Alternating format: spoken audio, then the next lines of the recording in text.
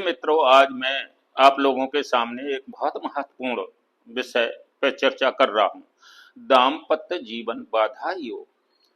किसी कन्या का विवाह हो जाने के बाद या किसी बालक का विवाह हो जाने के बाद जो पारिवारिक कलह पति पत्नी के मध्य होता है, उससे मतलब जो है पूरे परिवार का जीवन एक नरक की तरह बन जाता है। और पारिवारिक कलह से हमारे देश में मतलब जो है बहुत से परिवार पीड़ित हैं। तो मैं आज आप लोगों को ज्योतिष के आधार पर बताना चाहता हूं कि पारिवारिक कलह का कारण क्या है। पारिवारिक कलह का कारण सबसे बड़ी आज आधुनिक आधार पर आवश्यकता से अधिक भौतिकता।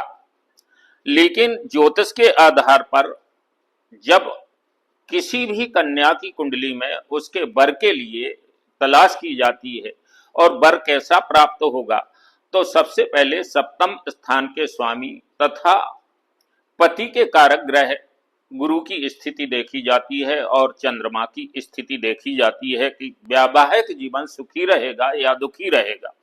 इसी प्रकार जब किसी बालक की कुंडली में कि बहू कैसे प्राप्त होगी, तो सप्तम स्थान के स्वामी की स्थिति देखी जाती है। सप्तम स्थान का कारक ग्रह शुक्र को देखा जाता है तथा चंद्र को देखा जाता है। देखिए मित्रों, यदि शुक्र शुभ स्थिति में बैठा हो और चंद्र शुभ स्थिति में हो, शुक्र शुभ ग्रहों से युक्त हो, तो वैवाहिक जीवन बड़ा सुखमय व्यतीत होता है। पति पत्नी के मध्य कभी विवाद की स्थिति पैदा नहीं होती है। यदि शुक्र पाप ग्रहों से पीड़ित हो या शुक्र वक्री बैठा हो, सप्तम स्थान पाप ग्रहों से पीड़ित हो, तो ऐसी स्थिति में पति पत्नी के मध्य जीवन नरकमय बन जाता है। इसी प्रकार किसी कन्या की कुंडली में यदि गुरु वक्री बैठा हो, गुरु सप्तम स्थान या सप्तमेश पाप ग्रहों से पीड़ित हो, तो दोनों का वैवाहिक जीवन में दाम्पत्य जीवन में विवाद की स्थिति अवश्य पैदा होगी। तो देखिए मित्रों, पृथकतावादी और वैवाहिक जीवन खराब करने वाले ग्रह कौन कौन से हैं, मैं आज ज्योतिष के आधार पर आप लोगों को बताना चाहता हूं।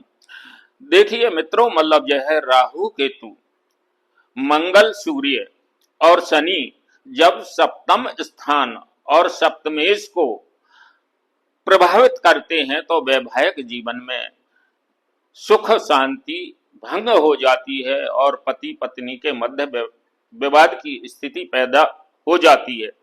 यदि सूर्य सप्तम स्थान में एक ही पाप ग्रह से पीड़ित हो और सप्तम स्थान में बैठा हो, क्योंकि सप्तम स्थान में काल पुरुष शुक्र तुला का होने के कारण सूर्य नीच का फल सप्तम स्थान में देता है, और सूर्य राहु केतु से पीड़ित हो जाए तो सूर्य पृथकतावादी ग्रह होने के कारण तलाक तक की स्थिति पति पत्नी के मध्य पैदा कर देता है। इसी प्रकार मंगल अगर केतु से प्रभावित हो और शनि की दृष्टि हो जाए, तो पति पत्नी एक दूसरे पर घातक प्रहार करने की स्थिति तथा पति पत्नी के मध्य नरक जीवन और विवाद और तलाक की स्थिति पैदा हो जाती है। इसी प्रकार शनि मतलब यह है, यदि शुभ स्थिति में शनि उच्च का बैठा हो और किसी शुभ ग्रह से युक्त हो जाए, तो धनवान कन्या के साथ मतलब यह है किसी बालक का विवाह होगा।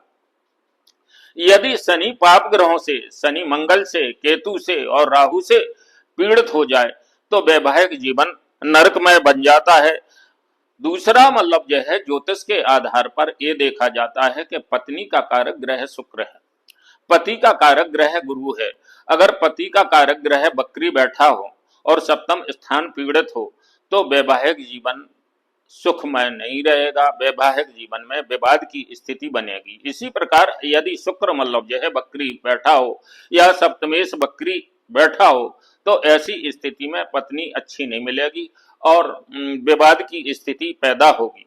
मित्रों, मैं आज आपको बताना चाहता हूं कि द्वितीय स्थान से ज्योतिष में कुटुंब और परिवार की स्थिति देखी जाती है। तो द्वितीय स्थान यदि पाप, क्योंकि द्वितीय स्थान सप्तम स्थान से अष्टम स्थान है और द्वितीय स्थान में यदि पाप ग्रह बैठ जाएं, तो हमेशा बिखराव की स्थिति पैदा होती है और एक दूसरे से विभाजन अलग होने की स्थिति बन जाती है। द्वितीय स्थान भी और अष्टम स्थान भी वैवाहिक जीवन के लिए देखना अनिवार्य है। देखिए मित्रों, जब कभी भी किसी भी कन्या की कुंडली देखने के पहले बहुत योग जो मतलब जो है ज्योतिष से स्नातक हो ऐसे ज्योतिषियों से कुंडली मिलवाएं तथा मतलब जो है ज्योतिषियों से कल, क्योंकि पति पत्नी के मध्य विवाद की स्थिति न बने और कलह की स्थिति पैदा ना हो। देखिए वैवाहिक जीवन सुखमय कैसे होगा, पति पत्नी के मध्य प्यार कैसे उमड़ेगा, दोनों सुखपूर्वक जीवन कैसे व्यतीत करेंगे, मैं इसके संबंध में आप लोगों को उपाय बताने जा रहा हूं। वो उपाय बड़ी गंभीरता से सुने। किसी पूर्णिमा के दिन यदि गुरुवार पड़ता है या गुरु पुष्य में आप के पड़ोस में कहीं केले का पौधा लगा हो, अगर केले का पौधा पड़ोस में नहीं है तो किसी मंदिर में भी आप जा सकते हैं। दोनों पति पत्नी, अगर पति पत्नी नहीं जा पा रहे हैं तो पत्नी अकेली जा सकती है, पति भी अकेला जा सकता है। केले की आपको वीरवार को हल्दी, चंदन, कुमकुम और घी का दीपक जला के पूजन करना है तथा एक 6 ग्राम चांदी का तार लेके केले के जड़ से, मूल से थोड़ा ऊपर बीच वाले भाग में वो चांदी का तार डाल देना है और घी का दीपक जला के पूजा करके आपको वापस लौट आना है। अगले वीरवार को जब दूसरा वीरवार आए तो दूसरे वीरवार को उसी तरह आपको केले के पास जाना है और केले के पत्ते में स्वास्तिक का चिन्ह बना के, और पहले दिन गुरु पूर्णिमा को भी इसी तरह हल्दी और केसर से स्वास्तिक का चिन्ह बनाना है और स्वास्तिक का चिन्ह बना के घी का दीपक जला के पूजन करके वो चांदी का तार उस केले के तने से निकाल के ले आना है और 3 ग्राम सोने का तार उसमें मिला के 9 ग्राम का 4.5 ग्राम का आपको छल्ला बनवाना है। उस छल्ले को आप वीरवार के दिन गंगा जल और गौमूत्र में धोके आपको पति पत्नी के सीधे हाथ, राइट हाथ में तर्जनी उंगली में पहना दे तथा पत्नी पति को लेफ्ट हैंड उल्टे हाथ में तर्जनी उंगली में पहना दे। आपका जीवन 1 सप्ताह के अंदर सुखमय होने लगेगा। आप दोनों मोहब्बत से रहें।